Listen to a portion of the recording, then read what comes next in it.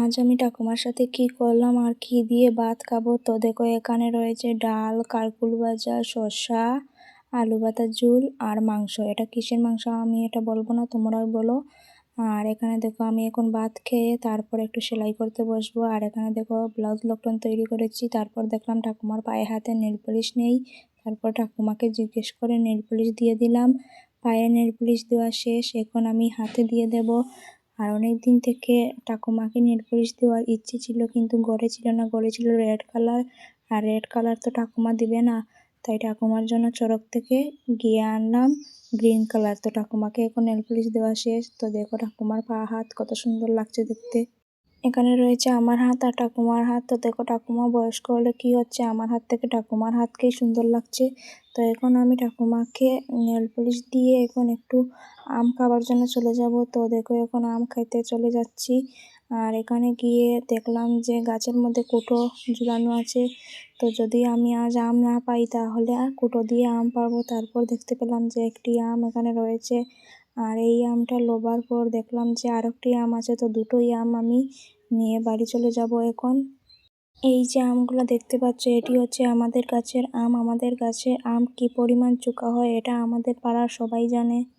কিন্তু এই আমগুলো 2-3 দিন করে রেখে খাওয়া হলে খুব মিষ্টি হয় খেতে, আর এই আমগুলো খুব বড় হয়।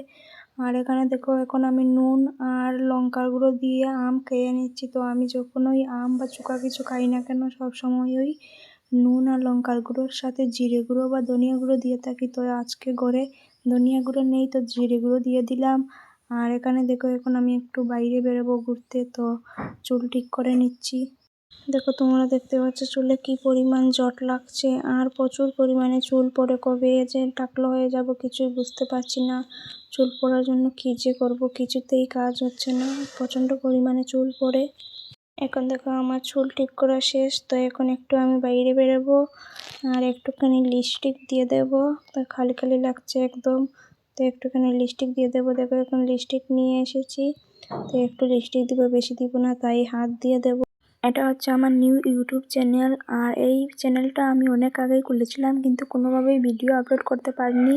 তো এখন থেকে ভাবলাম যে প্রতিনিয়ত ভিডিও আপলোড করব।